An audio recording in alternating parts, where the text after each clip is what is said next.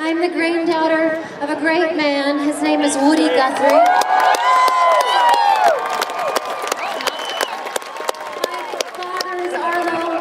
We're all folk singers, you know, and we just do the best we can to make great music and spread the love and spread the music.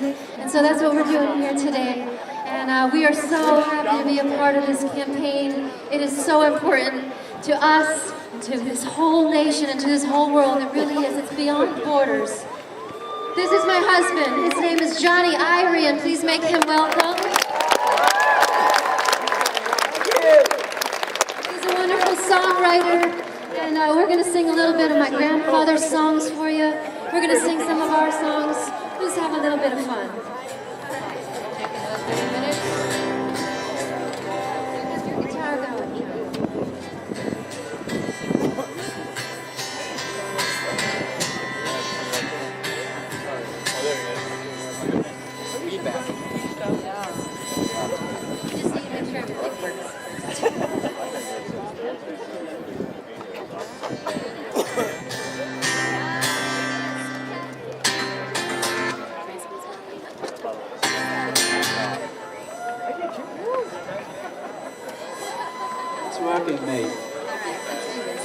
All right, here's a little song called California Stars.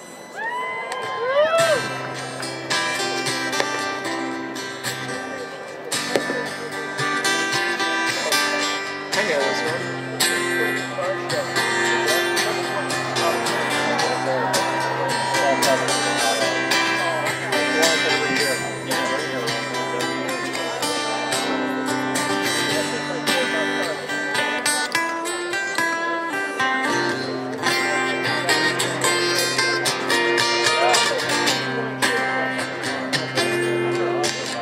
I'd like to heavy head tonight on the bed. California stars, I'd like to lay my weary bones tonight on the bed. California stars, I'd love to feel your hands touching mine. Tell me why we must keep working all night, dear my life. Lay my head tonight on the bed. California stars.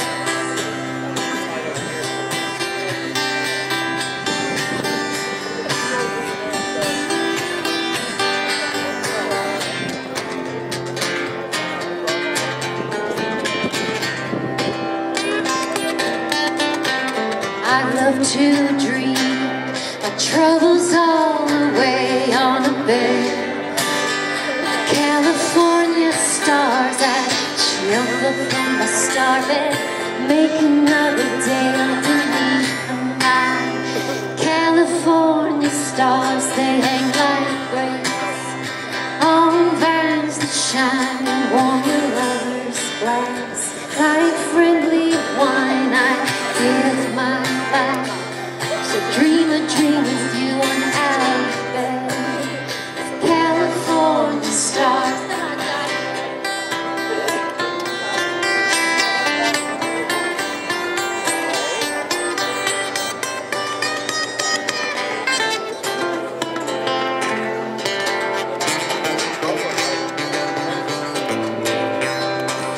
I'd like to rest heavy head tonight on a bed.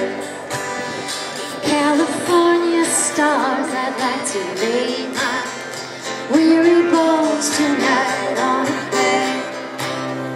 California stars, I'd love to dream troubles all away on a bed. California stars, jump up from a star bed, make another day underneath the night. California stars.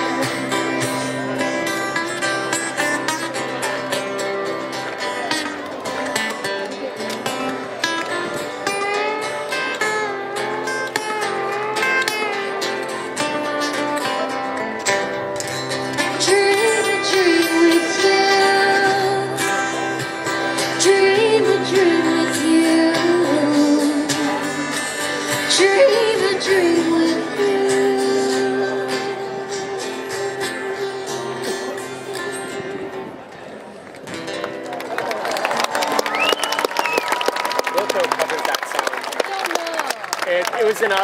unrecorded Woody Guthrie song.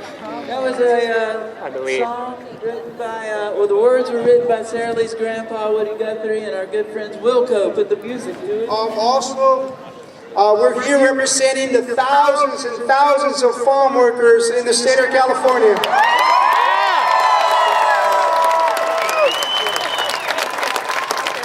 So I'm going to go ahead and do my little speech, and then Esperanza is going to go ahead and translate it in Mixteco, which is one of the native languages that's highly spoken throughout California amongst our farm worker community.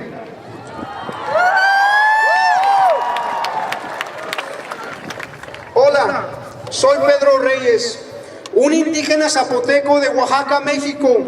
Quiero comenzar con las palabras de un gran hombre. No preguntes qué es lo que tu país puede hacer por ti, pero pregunta qué es lo que tú puedes hacer por tu país. Yo llegué a este país undocumentado a los 6 años, gracias a mi madre Eufemia y a mi abuelo, quien fue un bracero, ayudando con sus manos a piscar la comida de este país durante la Segunda Guerra Mundial. Emigrantes que contribuyeron a la grandeza económica, cultural y también le dieron vida al gran sueño americano. Un sueño donde los pobres podemos cambiar la humanidad. Un sueño donde podemos criar a nuestros hijos fuertes. Un sueño donde todos podemos tener una educación.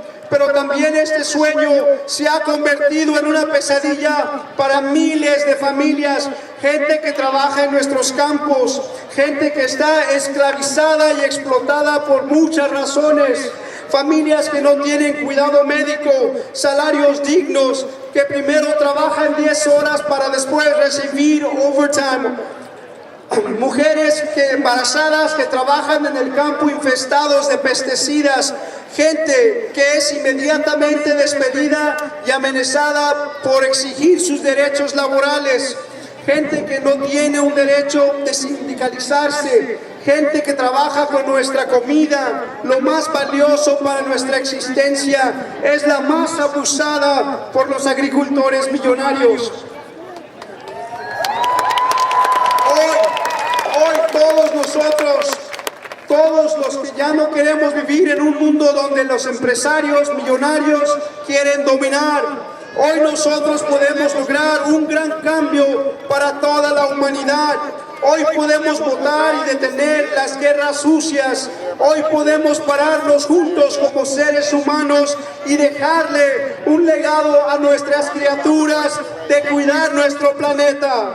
Hoy más que nunca, California necesita salir a votar. Necesitamos gente que ayude a salir a votar.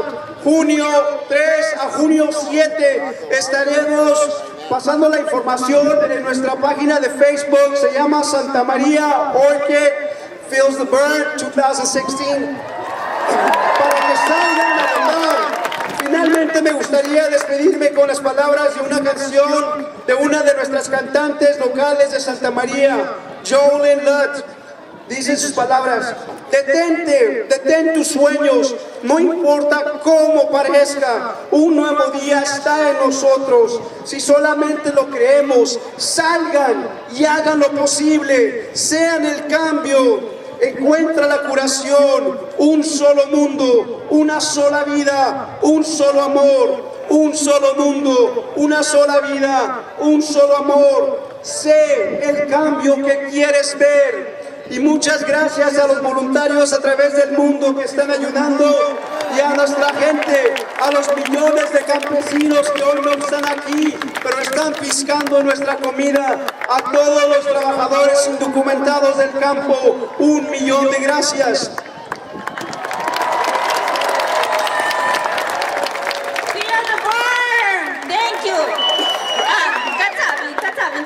Tu wanina ka tu sabi chai ka wani yo ta ta vindi na sa chun ti ki sa chun na din tu sa chun na cha sa na ko comida nya ku ta kwa ka cho cha nya ka ku na nya ka ata wa na san tu cha we to yon ta ka ni nya ku kwa i tu tu ta ku sa chun sa chuna sa nya ti na sa chuno fi ta kwa wi nya ku ka na ta nya ko ya no puede respetar mi derecho na pues wi ya Wichiko aseguranza médica tina ku tino chutaka taku na kona chinchenya chatanya ka waba so kuchaso wata unta ino nyaka nya chanani Bernie Sanders yo nya kunira kara nyaka ti nyaka ta tini vina sachu chatado na sachu na ubishiko ora cha tininyu shunya chavina ga chaketi nya ka chavina chi tininyu na ku kata se na ku kata cha tinya ta kuna nya ka kuna kuchaso whatever so cha ta tabi wani ta tabi ti wani nikitani yo. Also, one of the facts I just wanted to mention that a lot of our farm workers and their children are actually trilingual. So here it is, people. Hello, my name is Pedro Reyes. I'm a Zapotec Indian from Oaxaca, Mexico. I would like to begin by quoting a very special man who said, "Ask not what your country can do for you, but ask what you can do for your country." I came to this country when I was 6 years old, undocumented, thanks to my mother Ophelia and my grandfather who was a bracero and helped to pick the food during World War II. Immigrants that contribute to the economic and cultural greatness who also gave life to the American dream. A dream where poor people can also change the course of humanity. A dream where we can grow strong children. A dream where we can have an equal education.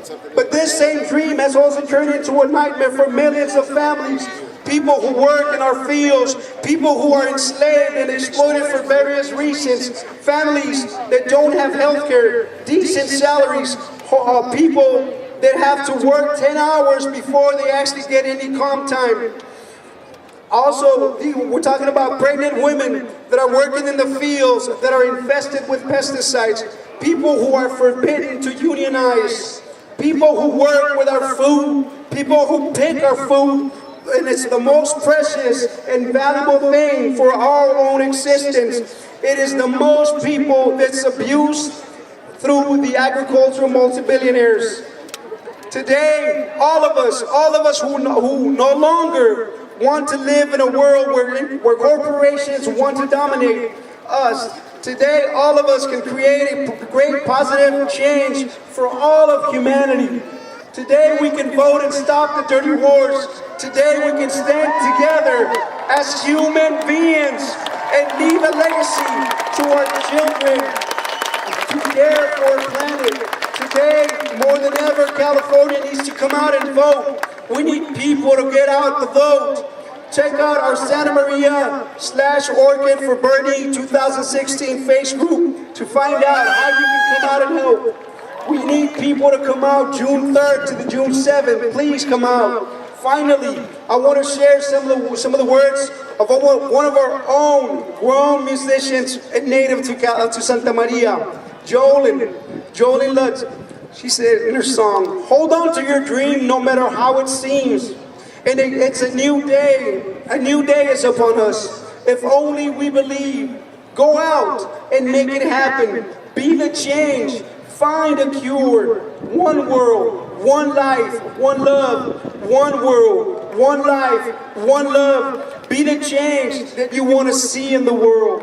Thanks to all the volunteers across the world that are feeling the burn. And thanks a million to all the undocumented farm workers that are here helping us out. Love you all. Thank you. Thank you very much.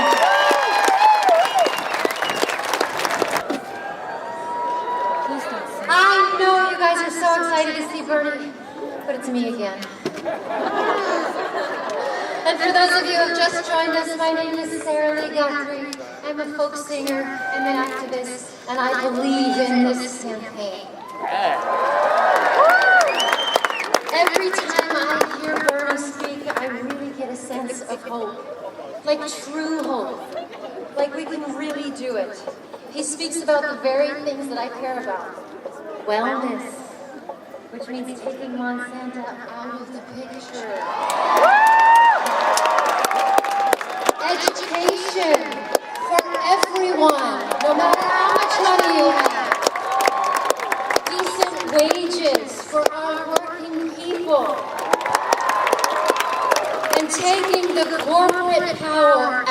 of the government. Bernie has been fighting this fight for a lifetime. And now, after years and decades, we are beginning to sing along. We're beginning to join the chorus. And it is so good to see you all out here. There's an old story that was handed down from my grandfather, Woody Guthrie, to my father, Arlo, and down to us kids, and now it's a story that I tell my kids, and I'd like to share it with you. It's a story of the two rabbits, the mama rabbit and the papa rabbit. And they were munching on leaves like rabbits do out in a field one day when they heard the sounds of dogs barking in the distance. And they began to get nervous. And after a while, the rabbits looked up and they saw a big pack of dogs up on the hill. And before they knew it, that super pack of dogs was just about on them. And at the last minute, the rabbits ducked into the hollow of a log. And no matter how they tried, the dogs just could not get in. Deep in the hollow of the log, the mama rabbit looked over at the papa rabbit. She said, "Papa, I don't think we're getting out of here alive." "It's all right," said the papa rabbit. "We'll just stay here till we outnumber them." Friends, we have been holed up in a log just like that for far too long. But we've been busy. And there's a lot more of us now than there is of them. And the time has come for us to bust out of that log and make a run for it, for the kind of nation and the kind of world that we've all been hoping for. And there's no better person and no one better deserving to lead that charge than Bernie Sanders.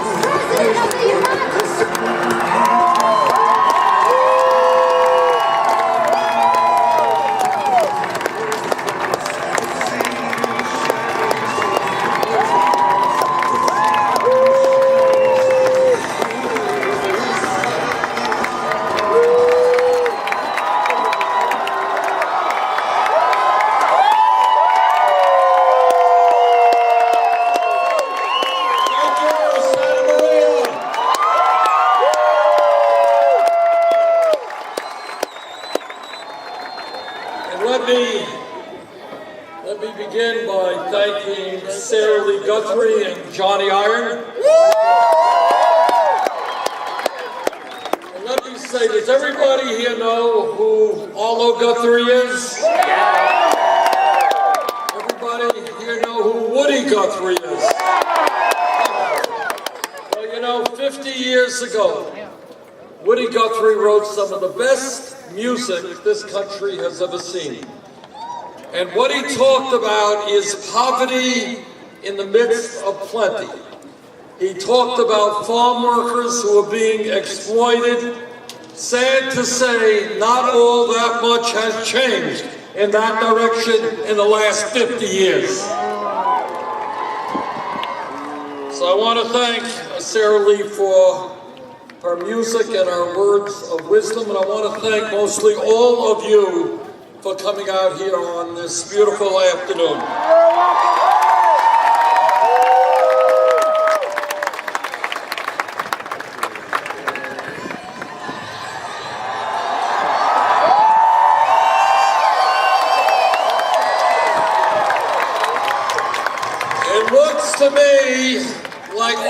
you here in Santa Maria are ready for a political revolution.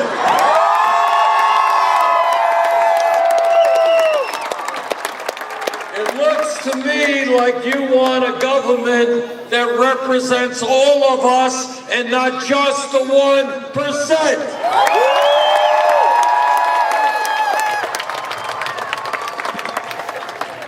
Now, you know, some of you may know that the other day, Donald Trump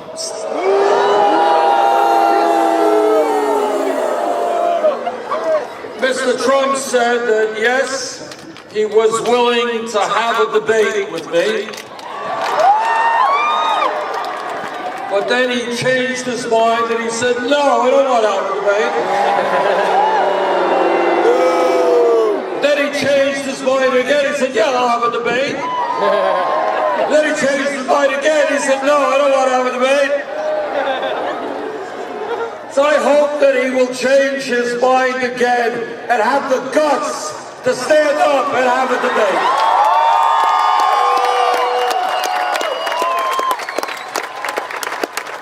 And if we do have that debate that I very much would like to see, my first question to Donald Trump is why he thinks it is a good idea to insult Mexicans and Latinos,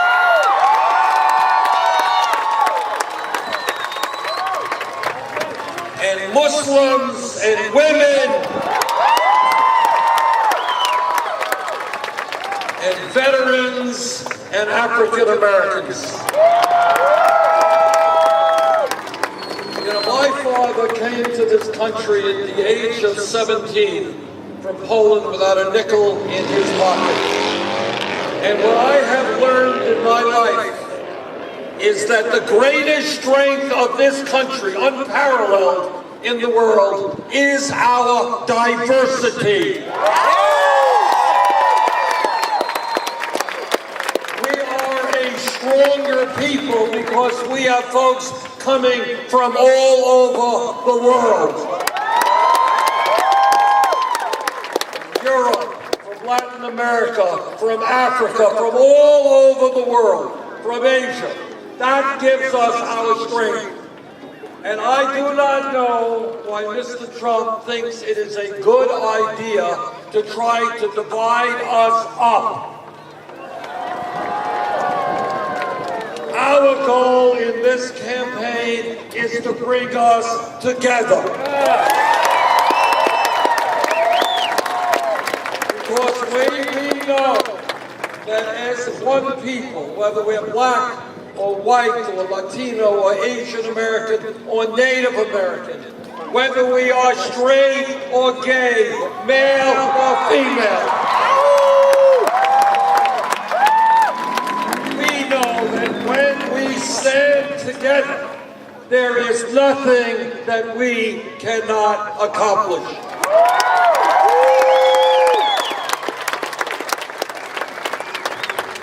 Sara indicated, yes, the people on top, whether it is Wall Street or corporate America or wealthy campaign contributors, they have a lot of power. No question about that. But they do not have as much power as millions of people when we are prepared to stand up and fight back for justice.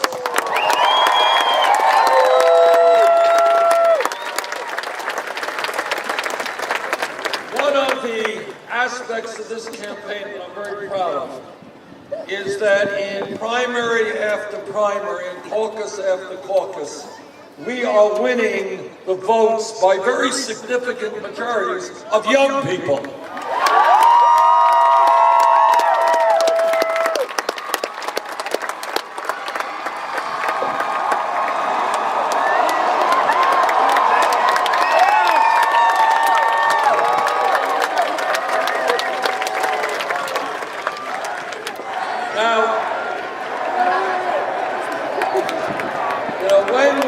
When we began this campaign, a lot of the experts were saying, well, you know, young people are not much interested in government, they're not much interested in politics.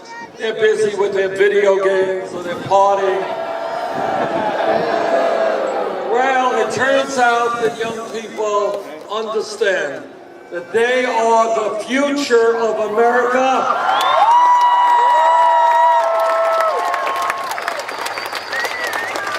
And that they are going to help shape the future of America.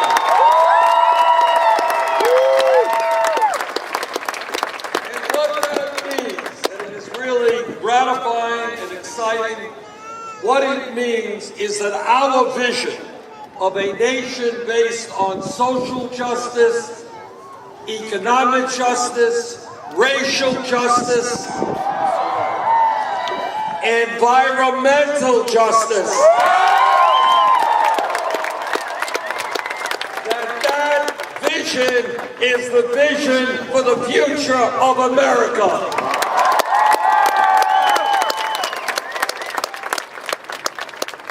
Now this campaign is going to win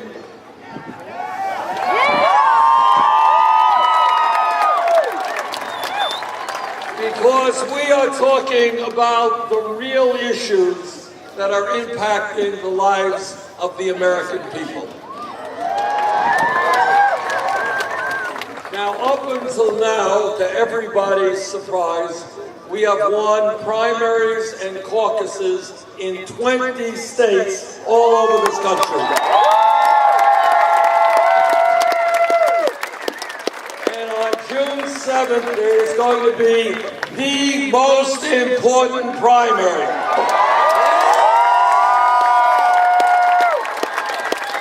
Here in California, there are 475 delegates up for grabs. And with your help, we're going to win the big majority of them.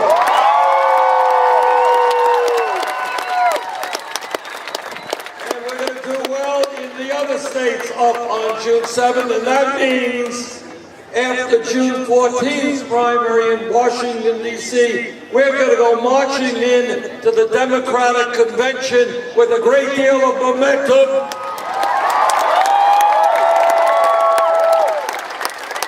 And I think we're going to go marching out with the Democratic nomination.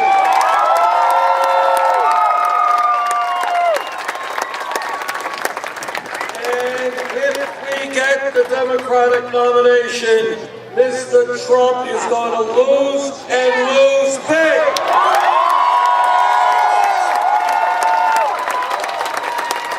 Our vision of bringing people together is the future, not his vision of dividing us up.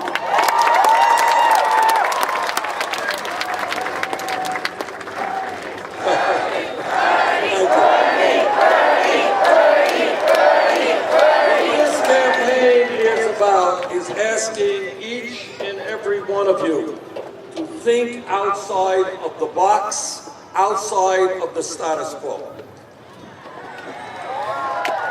To understand what America can become if we stand together. First point, I believe that this country must be a vibrant democracy. You know what democracy means? Democracy is not a complicated process. It means one person, one vote. It means you get a vote, and you get a vote, and you get a vote. And everybody gets a vote.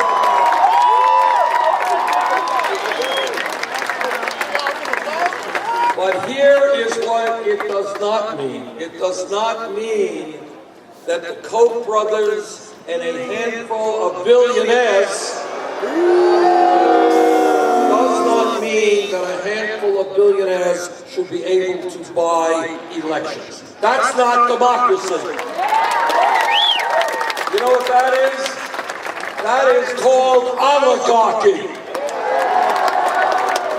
And America is not supposed to be a country where a handful of billionaires control the political process. That is why together we're going to overturn this disastrous Supreme Court decision on Citizens United and create a nation of one person, one vote democracy. And I'll tell you what else we're going to do. We're going to tell those Republican governors who are busy trying to suppress the vote, trying to make it harder for poor people or people of color or young people or old people to participate in the political process, we are not going to allow them to get away with that nonsense. And I say to those Republican governors, if you don't have the guts to participate in free and fair and open elections, get another job, get out of politics.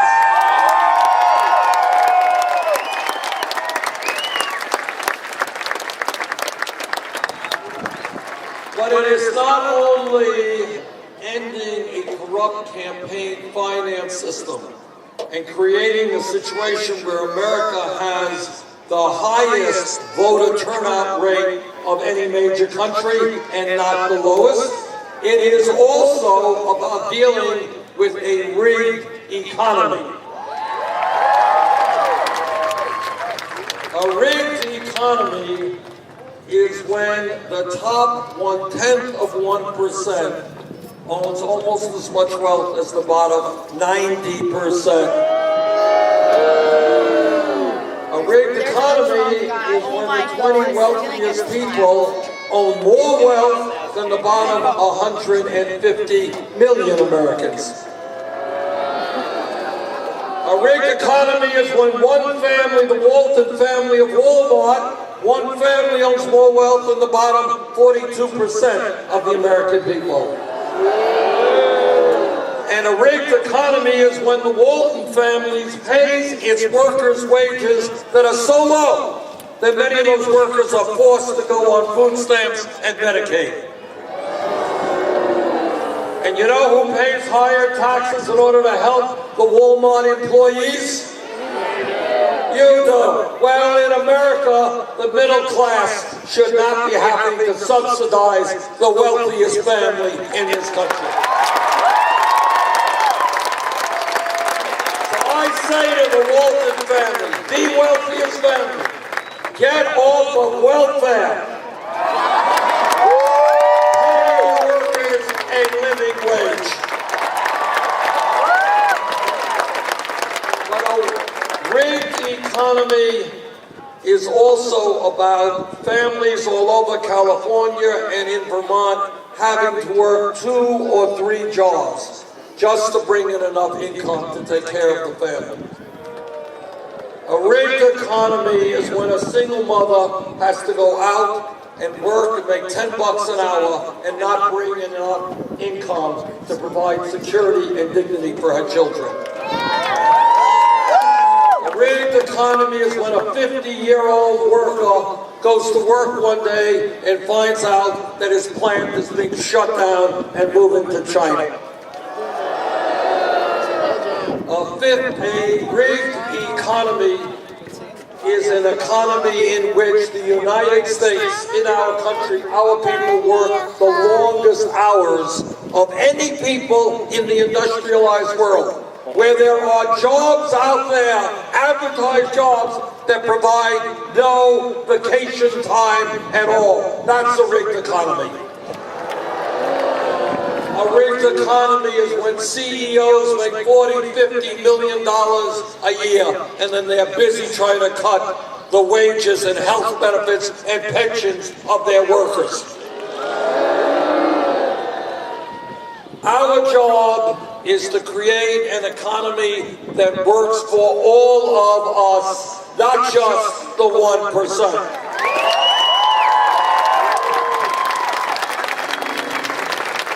This campaign is also focusing not just on a corrupt campaign finance system and a rigged economy.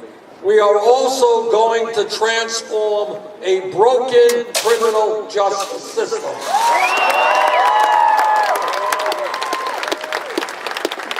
Thinking outside of the box leads us to the conclusion that we should be embarrassed that in the United States we have more people in jail today than any other country on earth.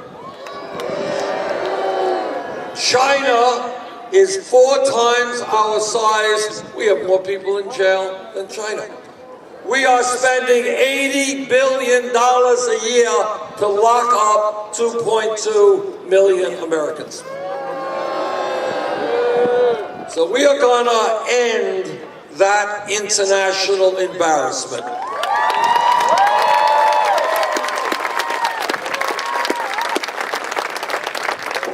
All right, it's time for the hat. That's it.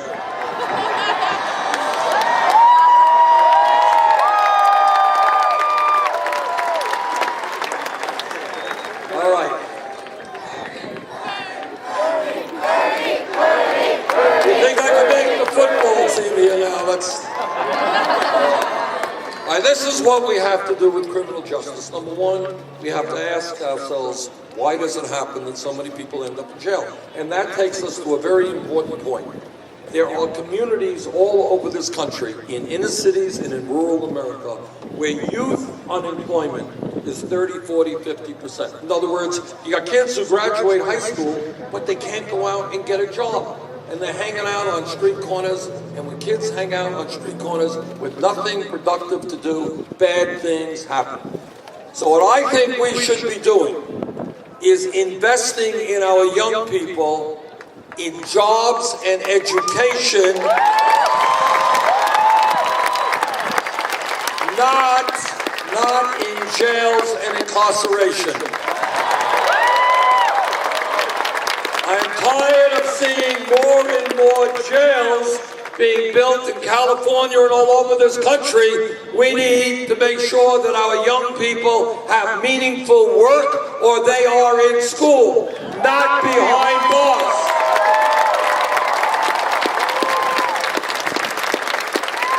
Think about it. As a nation, our goal must be to have the best educated population in the world, not more people in jail than any other country. So when we look at criminal justice, we also have to look at what goes on in local police departments all across our nation. Now, I was a mayor in Burlington, Vermont for 8 years, and I worked closely with the police department there, and I've worked with police officials all over this country. And the overwhelming majority of police officers are honest, hardworking, and they have a very difficult job to do. But, like any other public official, if a police officer breaks the law, that officer must be held accountable. We have got to demilitarize local police departments. A good police department, and there are many of them, are part of the community. The community trusts them. A bad police department looks like an oppressor force intimidating the people. We don't want police departments looking like invading armies. We want them to be part of our communities. Police departments all across this country should reflect the diversity of the people they serve. We have got to end corporate ownership of prisons and detention centers. We need a culture throughout law enforcement which says that the use of lethal force, shooting someone, is the last option, not the first option.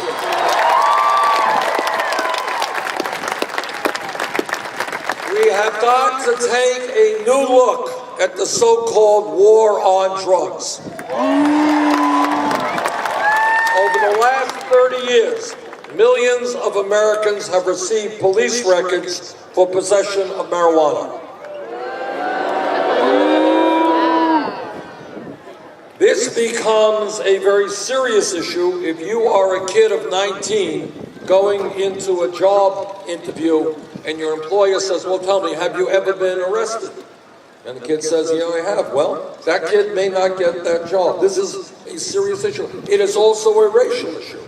Because minority, it turns out that blacks and whites in America do marijuana at about equal rates. But blacks are 4 times more likely than whites to get arrested. Now, right now, under the Federal Controlled Substance Act, marijuana is listed as a Schedule I drug, the highest level. It is listed right alongside of heroin. Now, people can argue the pluses and minuses of marijuana, but nobody thinks that marijuana is equivalent to heroin. In my view, we should take marijuana out of the Federal Controlled Substance Act.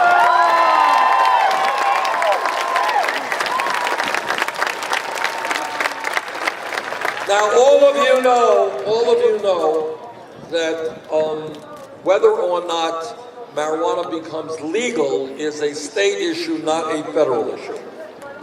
Okay, and in my view, there is going to be a question, a proposition on your ballot here in November about the legalization of marijuana. I'm not an advocate for marijuana or against marijuana, but I believe from a criminal justice perspective, marijuana should be legalized. I do not want to continue seeing lives being ruined because people have been picked up for possession. Now, when we talk about drugs, though, let's get on a very, very, very serious issue. And that is, in my state of Vermont and all over this country, we are seeing an epidemic of opiate and heroin addiction. A very, very serious issue. And every single day, people are dying of overdoses. And every single day, people are robbing and stealing and committing crimes in order to get the money they need to feed their drug habits. Now, as I look at this very serious problem, what I conclude is if we are going to address this crisis, we got to be smart. And to be smart means to deal with substance abuse and addiction not as a criminal issue, but as a health issue.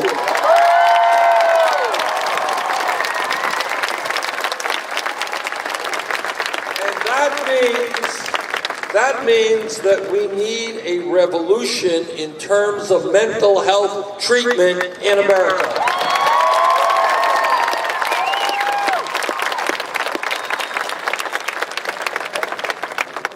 People should be able to get the mental health care they need when they need it, not 6 months from when they need it. And by the way, it is not just substance abuse and addiction where we need to provide mental health treatment. Right now in this country, sad to say, there are thousands of people who are walking around in mental health crisis. They are suicidal, they are homicidal, and they need help, and they need help now, not in the future, but today.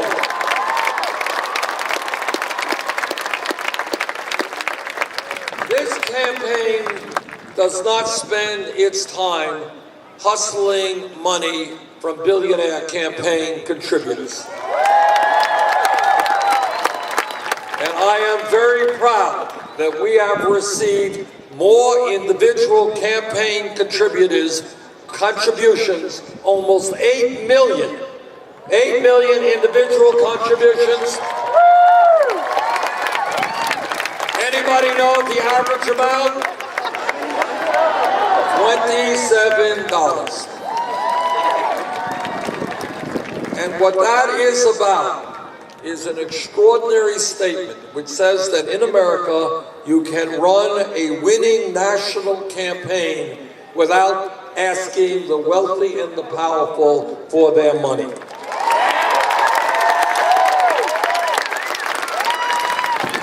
To quote Abraham Lincoln, or to paraphrase Abraham Lincoln at the Battle of Gettysburg, this campaign is a campaign of the people, by the people, and for the people.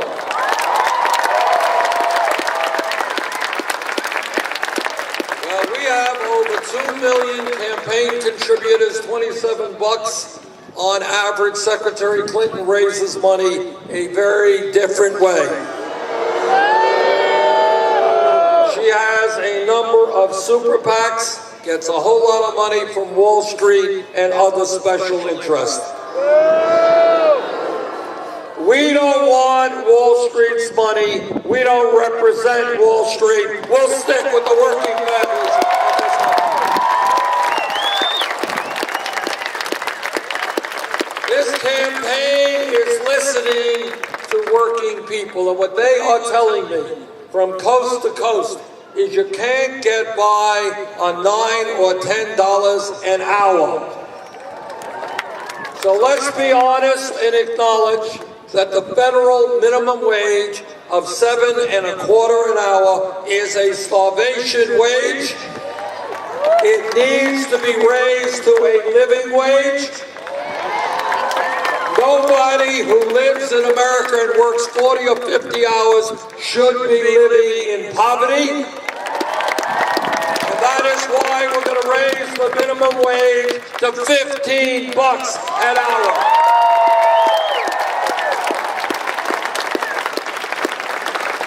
When we talk about equitable wages, we all know that it is unacceptable and sexist that women today make 79 cents on the dollar compared to men.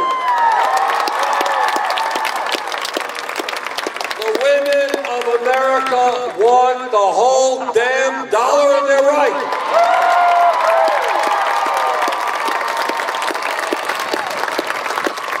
And I know that every man here will stand with the women in the fight for pay equity.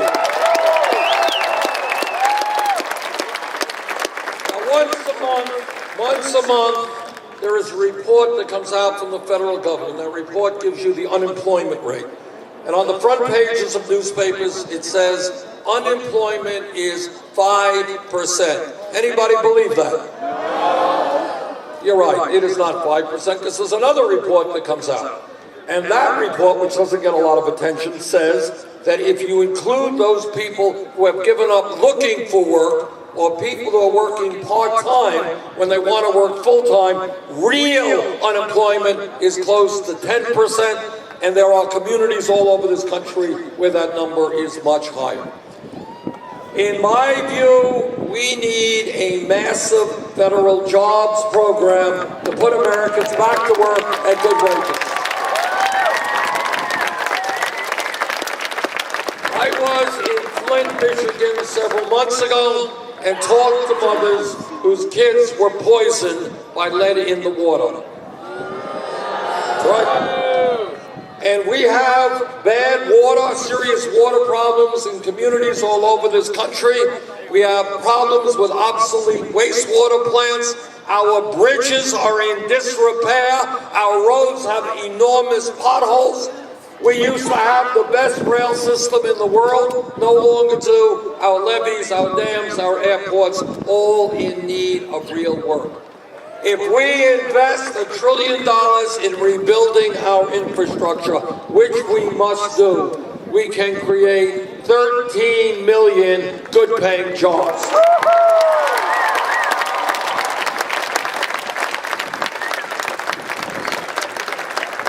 This campaign is listening to senior citizens.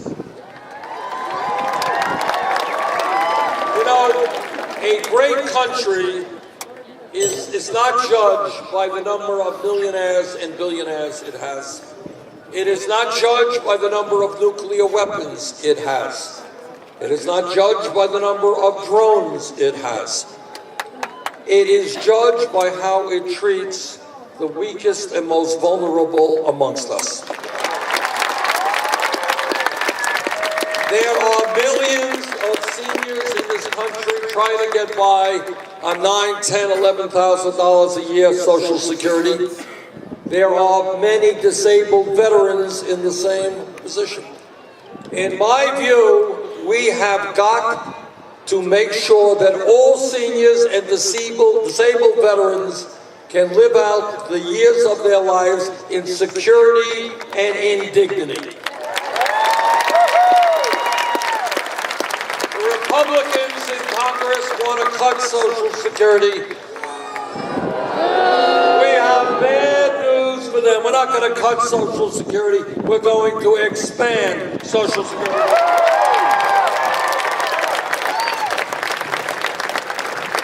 This campaign is listening to young people. Young people tell me, Bernie, they say, why is it that when we do the right thing, when we go out and we try to get the best education that we can, why is it that we end up $30,000, $50,000, $70,000 in debt? Now, if you think outside of the box, this is what you think. Education and learning is inherent in who we are as human beings. We should always be learning until the day we die. That's what human life is about. But even equally important, we live in a global, very competitive global economy. And that means that if we are going to do well as a nation today and in the future, we need to have the best educated workforce in the world. Now, it turns out that 50 years ago, 40 years ago, in the United States, if you had a high school degree, the odds were that you can go out, get a good paying job, and make it into the middle class. That was true 40 years ago. But the world has changed, the economy has changed, technology has changed. And in many respects, a college degree today is the equivalent of what a high school degree was 40 years ago. And that is why, in my view, when we talk about public education, it is not good enough just to talk about first grade through 12th grade. We have got to be talking about making public colleges and universities tuition free.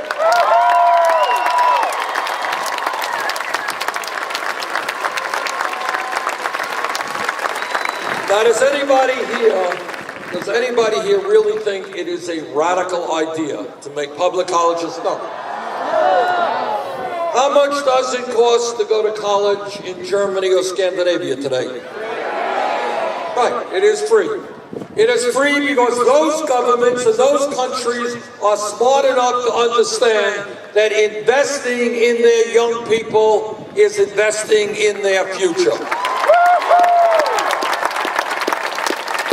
And that is a lesson that we have got to learn. But it's not just Germany and Scandinavia.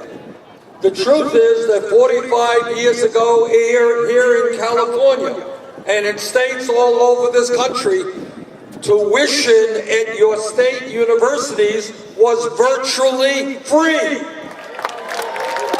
Well, if we can provide virtually free tuition in California to the state university 45 years ago, we damn well can do it today.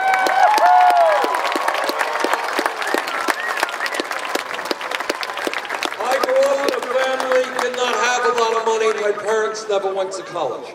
And there are kids all over California and Vermont, all over America in the same boat. What I want is every child in this country, in the 4th grade, in the 6th grade, to understand that if they study hard, if they take school seriously, if they do well in school, yes, they will be able to get a college education regardless of the income of their families. How many people here are dealing with student debt? Okay. Well, welcome to the club. There are millions of people dealing with student debt. Now, when you think about crazy, think about crazy. Crazy is when we punish people for getting an education. We should be encouraging people to get an education, not punishing them. How crazy is it that when people do the right thing, they have to pay off student debt for 10, 20 years? People can't get a home, they can't get a car, they can't get married, they can't have kids because they're still paying off their student debt. That is crazy stuff. And that is why I believe that we should allow people who have student debt to refinance those loans at the lowest interest rates they can find. Now here is what thinking outside of the box is about. My critics, my opponents say, well, you know, Bernie's a nice guy, wants to give away free tuition, he wants to lower student debt. How are you going to pay for it? Let me tell you exactly how we're going to pay for it. The last 20, 25 years, there has been a massive transfer of wealth from the pockets of working families to the top 1/10 of 1%. Well, you know what we are going to do? We're going to transfer that wealth back into the hands of working families. Billionaires are going to learn they cannot have it all. 8 years ago, against my vote, the Congress bailed out Wall Street. Wall Street's greed and recklessness and illegal behavior drove this country into the worst economic downturn since the Great Depression. And then after destroying the economy, the Wall Street executives went into Congress and they said, please, we'll be good boys, bail us out, and Congress did. Well, turns out that Wall Street is doing just fine today. I believe it is time to impose a tax on Wall Street speculation, which will bring in more than enough money to make public colleges and universities tuition-free and lower student debt.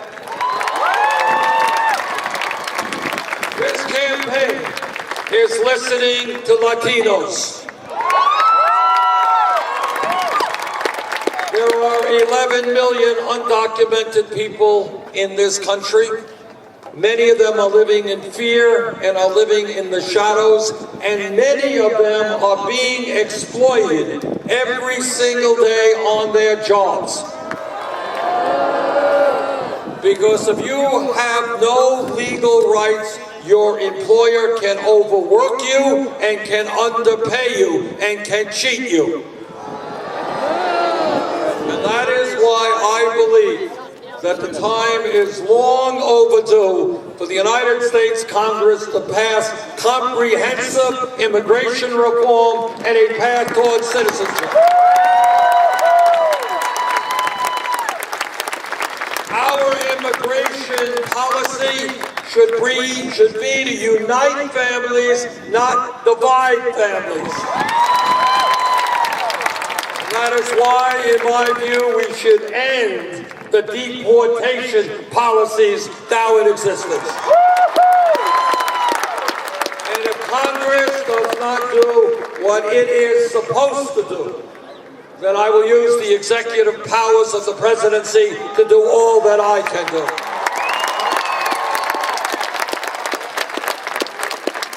This campaign is listening to the African American community. They are asking me, how does it happen that we can spend trillions of dollars on a war in Iraq we never should have gotten into, and then supposedly not have the money to rebuild crumbling inner cities throughout this country? Well, if I'm elected president, we are going to change national priorities. We're not going to be rebuilding communities in Afghanistan and Iraq. We're going to be rebuilding inner cities and rural communities in the United States of America.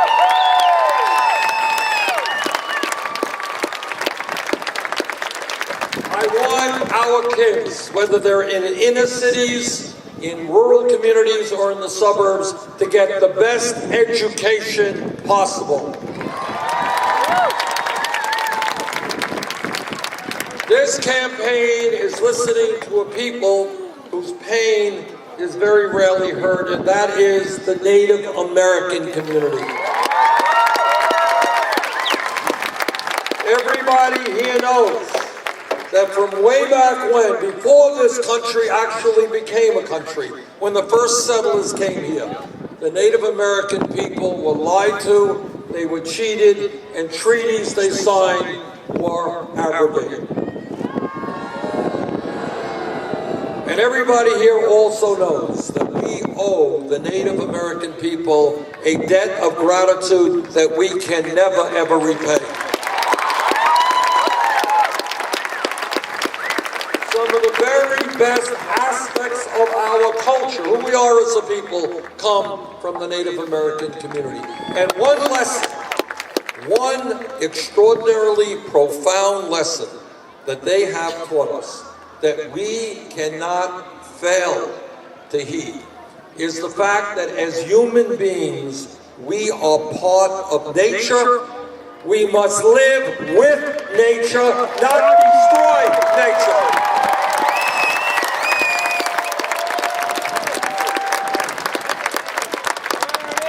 Because if we continue to destroy nature, we are ultimately destroying ourselves. I am a member of the U.S. Senate Committee on the Environment. I have talked to scientists all over the world. The debate is over. Climate change is real. It is caused by human activity.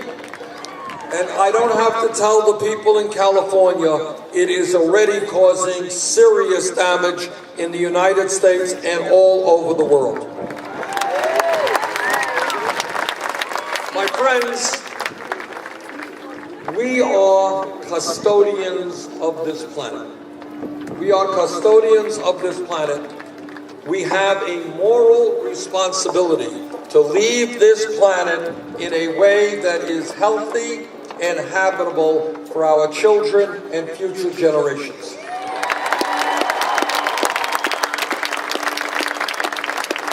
And what the scientists are telling us, and I don't mean to get you nervous here, but what they are telling us is if we do not transform our energy system away from fossil fuel to energy efficiency and sustainable energy in the next short period of time, there will be more drought, more floods, more extreme weather disturbances, more acidification of the ocean, more rising sea levels.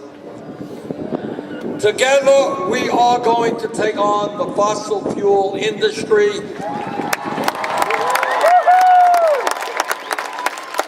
and tell them that their short-term profits are not more important than the future of our planet.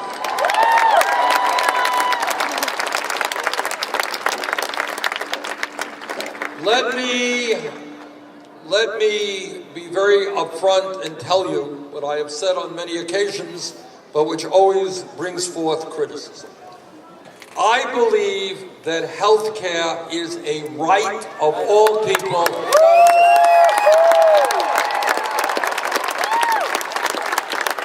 And I believe it's a little bit absurd that this great country is the only major country on earth that does not guarantee health care to all people as a right. The Affordable Care Act has done some good things and I'm proud to have voted for it, but we have got to go further. Let me ask you all a question. How many people here right now have no health insurance? Raise your hand. Whoa. How many people are underinsured with high deductibles and high copayments? All right, what you're looking at is a failed healthcare system. People in America should be able to go to the doctor when they need to go to the doctor.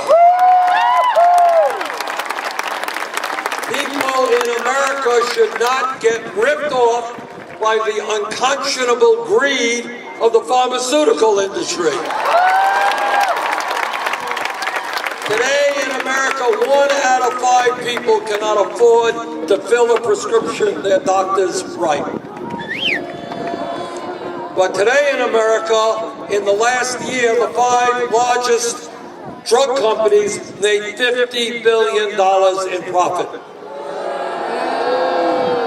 Elected president, we are going to pass a Medicare for all single-payer program.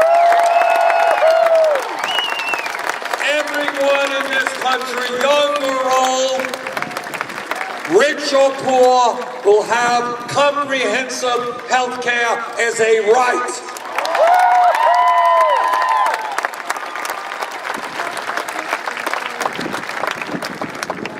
The most profound lesson of American history is that real change never takes place from the top on down.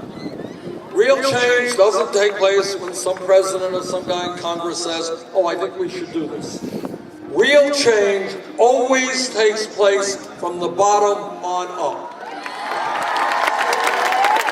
Real change always takes place when millions of people stand together and say, what is going on is unacceptable. We need real change. Think back 100 years ago when workers in this country were working 7 days a week, 12, 14 hours a day, when children were working in factories. What the working people of this country said, that is not acceptable.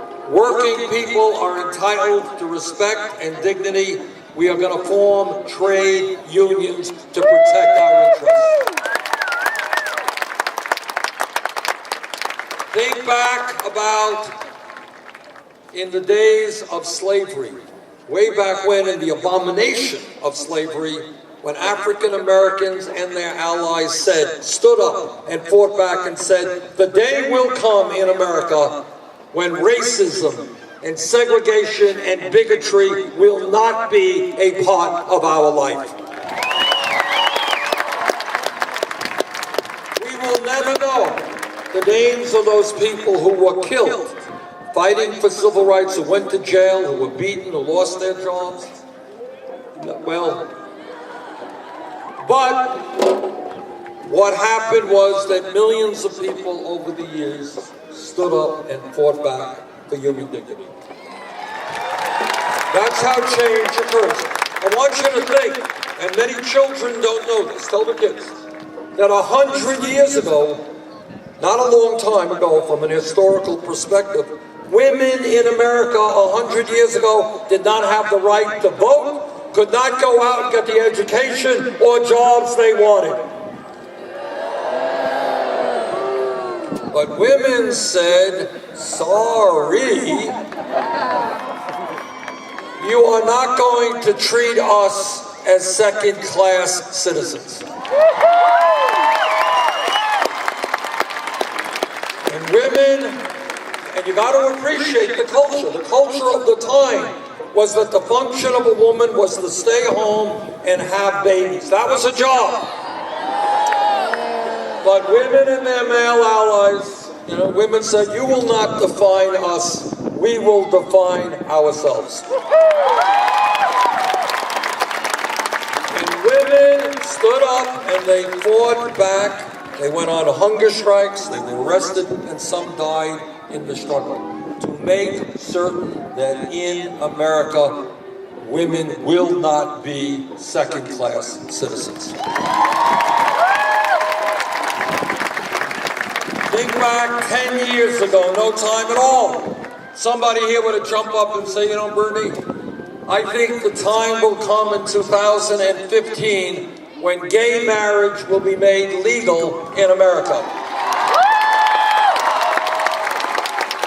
If somebody said that 10 years ago, person next door would have said, "You are nuts. There is too much homophobia, there is too much bigotry, there is too much hatred, it cannot happen." But what did happen is the gay community and their straight allies stood up, fought back, and said that in America, people should have the right to love whoever they want, regardless of their gender.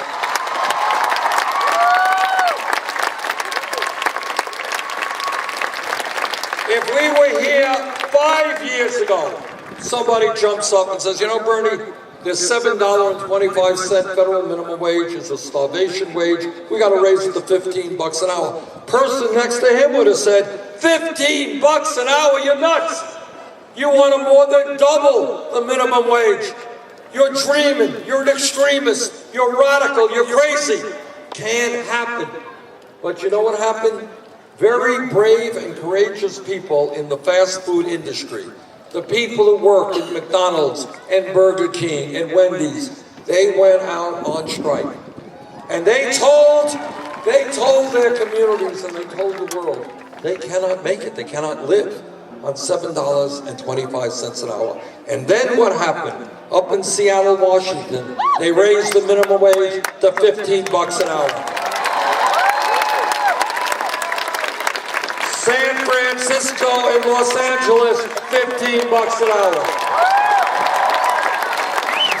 California and New York State, $15 an hour. Now, what is my point? My point is that the establishment always wants to tell you that real change is impossible. You can't do it. You got to accept tiny little change, or maybe even accept going backwards. That if you think big, well, you're a little bit crazy. It's not realistic.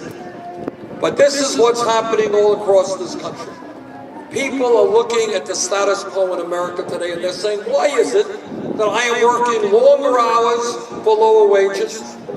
Why are my friends working 2 or 3 jobs, and almost all new income and wealth is going to the top 1%? People are asking why it is that women are making 79 cents on the dollar compared to men. They're asking why it is that our infrastructure is collapsing when we have so many unemployed workers ready to rebuild that infrastructure. People are asking why we have a corrupt campaign finance system. Why we are the only major country on earth not to guarantee paid family and medical leave. Why we are the only major country not to guarantee health care to all. Why we are a country in which young people are graduating college deeply in debt. And what people are beginning to understand, and what this campaign is about, is that when millions of people stand up and are prepared to fight back, there is nothing we cannot accomplish.